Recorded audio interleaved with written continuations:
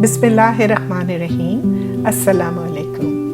उम्मीद है कि आप सब लोग अल्लाह ताला के फज़ल करम से बखैरियत व आफ़ियत से होंगे इंशाअल्लाह। मेरा मानना है कि इंसान को कभी कभी सिर्फ अपने लिए भी वक्त निकालना चाहिए, ख़ास तौर से एक माँ को जो पूरा दिन रात घर, बच्चों और बेशुमार जिम्मेदारियों में मसरूफ़ रहती है। उसे भी चंद लम्हे ऐसे मिलने चाहिए जहाँ वो सिर्फ अपनी ज़ात के साथ हो। वैसे हम औरतों का भी अजीब हाल है ना? जब तक जिस्म हड़ताल ना कर ले हम काम किए जाते हैं। फिर एक दिन कुदरत खुद ही ब्रेक लगाती है और कहती है, बस अब बैठो, आराम करो और अपनी भी सुनो।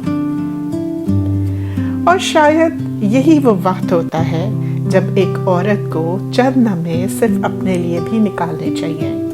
कभी घर से बाहर निकलकर थोड़ी वॉक कर ली जाए, कभी एक कप कॉफ़ी के साथ या चाय के साथ, या बस सिर्फ विंडो शॉपिंग भी कर लेनी चाहिए। क्योंकि जब माँ खुद खुश होगी और पुरसुकून होगी तभी वो अपने घर वालों को अपना 100% दे सकेगी। और जनाब, आजकल यूके में गर्मी भी अपने पूरे जोबन पर है। सूरज मियाँ भी शायद वर्ल्ड टूर पर निकले हुए हैं और खूब जलवे दिखा रहे हैं। तो आइए आज मेरे साथ चलें, देखते हैं हम गर्मी में क्या क्या चीज़ें बनाएंगे, कुछ अपने लिए और कुछ अपने बच्चों के लिए। गर्मी के मौसम में ठंडा और जायकेदार सिरके में सब्जी का अचार अगर आपको पसंद है तो ये रेसिपी ज़रूर ट्राई कीजिएगा। सबसे पहले हमने खीरा, ग्रीन एप्पल, पाइनएप्पल और ग्रीन चिलीज़ धोई और उनको सुखा दी और फिर काट ली। इसके बाद 1:3 के रेशियो में, यानी 1 कप अगर आप सिरका ले रहे हैं तो 2 कप पानी लें और इन तमाम सब्जियों को मिक्स कर लें उसके अंदर। फिर नमक डालें, हस्ब ज़ायक़ा, चीनी मिलाएं थोड़ी सी और फिर एयर टाइट जार में डाल दें। 12 घंटे तक इसको बाहर रखें, लेकिन चूँकि गर्मी है तो इसके बाद आप इसको फ्रिज में मुंतकिल कर दें और 24 घंटे के बाद नोश फरमाइए। आज का दिन मेरे लिए काफ़ी मसरूफ़ होने वाला था।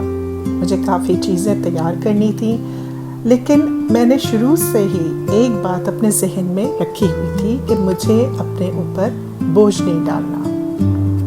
मैं हमेशा यही सोचती हूँ कि अगर काम को बोझ समझ लिया जाए तो इंसान जल्द थक जाता है, लेकिन अगर उसी काम को थोड़ा थोड़ा वक्त देकर पूरे दिन में डिवाइड करके और खुशी से किया जाए तो ना सिर्फ काम आसान महसूस होने लगता है बल्कि इंसान खुद भी एग्जॉस्ट नहीं होता और काम को एंजॉय करता है।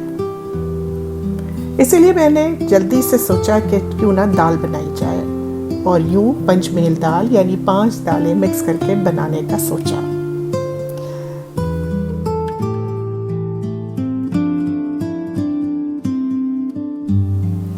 फिर सोचा कि सिर्फ दाल के साथ खाना शायद इतना मज़ेदार ना लगे, तो क्यों ना झटपट वाली चना चाट बनाई जाए।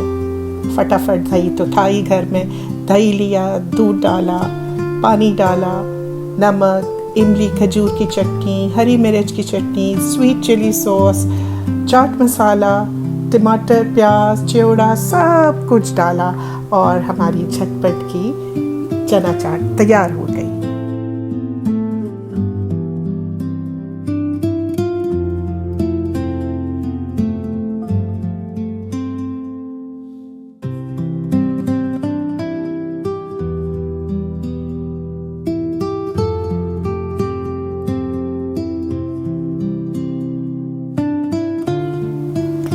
अच्छा, अक्सर मैं सोचती हूँ कि एक घर भी एक कंपनी की तरह होता है।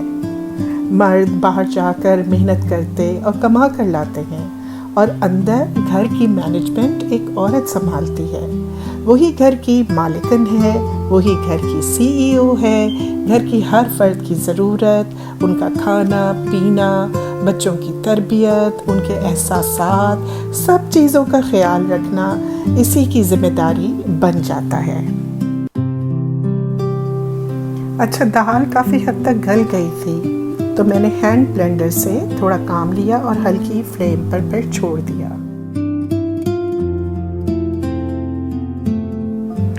तो हम बात कर रहे थे घर के CEO की, यानी एक माँ की। माँ की ड्यूटी तो 24 घंटे की होती है, जिसमें कोई कभी छुट्टी नहीं होती, कोई मुआवजा भी नहीं होता, लेकिन हकीकत में इसका सबसे बड़ा इनाम इससे बाद में मिलता है, जब वो अपने बच्चों की अच्छी तरबियत, उनकी कामयाबियाँ देखती है, उनके अच्छे अखलाक देखती है, तो उसे उस वक्त महसूस होता है कि उसने जो वक्त, जो कुर्बानियाँ दी थी वो कभी ज़ाया नहीं गई। ये दौलत अगरचे उसे पैसों में तो नहीं मिली, लेकिन ये दौलत इसको अपने बच्चों, अपने घर और इनमें बसी खूबसूरत यादों में मिलती है। और यही वो लम्हा होता है जो उसको अंदर से सुकून देता है, और यही यादें इसकी असल कमाई बन जाती हैं।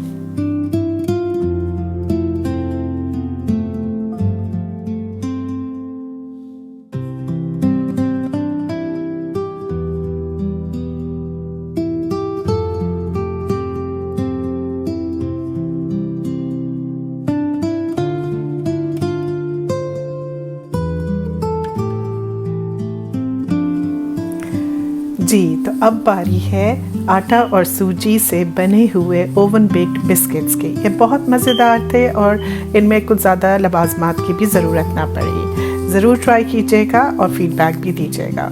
अच्छा, इसके लिए हमने पिस्ता बादाम को चॉप कर लिया था, चीनी ली थी, 3-4 अदद इलायची ली थी, और उसको हमने चीनी के साथ ही बिल्कुल पाउडरी बना लिया था। और इसके बाद हमने इसमें सूजी लेनी है, सूजी 1 कप लेनी है, थोड़ा सी ज़्यादा ही कर दें तो ज़्यादा बेहतर होएगी। और आटा, हाँ, लेकिन ये याद रखिएगा, आटा जो है वो आधा कप ही लीजिएगा। इसमें थोड़ा सा बेकिंग पाउडर, बेकिंग सोडा थोड़ा थोड़ा मिला लीजिए, केवड़ा वाटर मिला लीजिए, इसके अंदर नारियल मिला लीजिए, और चीनी वगैरह जो आपने पीसी थी वो सब कुछ जो है वो साथ मिला लीजिए।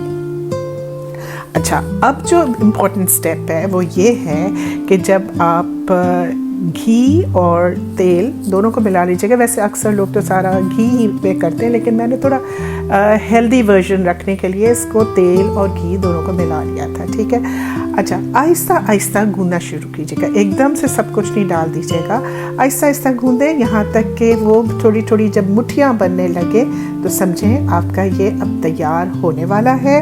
और इसमें फिर आप नीम गरम दूध लेते हुए इसको गूंदना शुरू कीजिएगा। गूंदने से पहले डेसिकेटेड कोकोनट ज़रूर शामिल कीजिएगा, और सिनेमन पाउडर जो है वो अगर मर्ज़ी है खुशबूदार रखना चाहते हैं तो ज़रूर ऐड कर लें, वरना ना भी रखना चाहें तो कोई हर्ज नहीं। डो तैयार होने के बाद थोड़ी देर, आधे घंटे इसको रख लीजिए गरमाई में, ताकि जो सूजी है ना वो उस फूल जाए।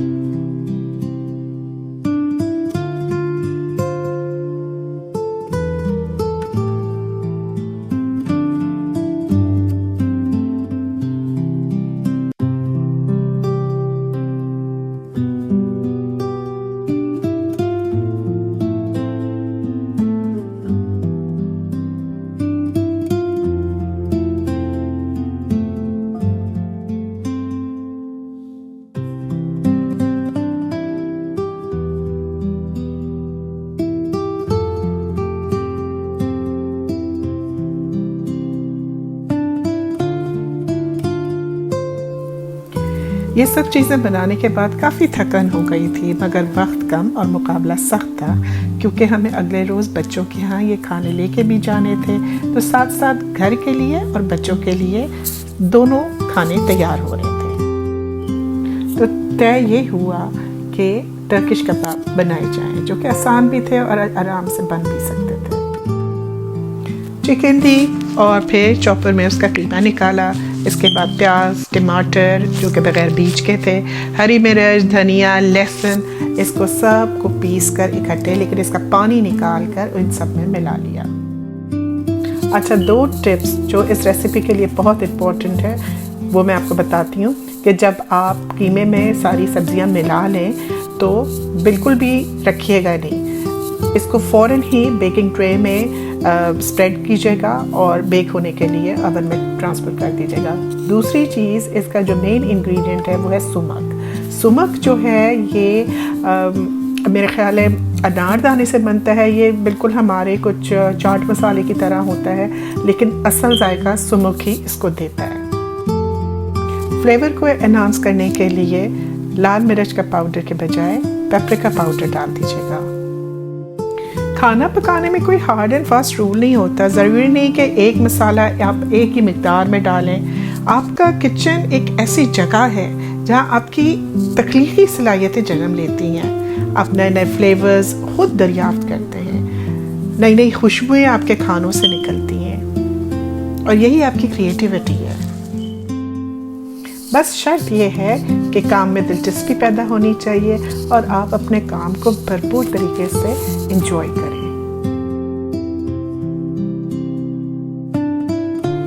मेहनत करना बहुत अच्छी बात है। अपने घर और बच्चों के लिए वक्त देना भी बहुत खूबसूरत एहसास है, लेकिन इस सफ़र में अपने आप को कभी भी नज़रअंदाज ना कीजिए।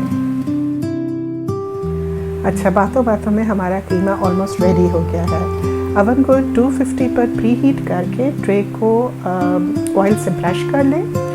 पहले कीमे को 250 पर लोअर रॉड पर 20 मिनट के लिए बेक करें, फिर अपर और लोअर दोनों रॉड्स पर फर्दर 20 to 25 मिनट्स के लिए बेक कीजिएगा।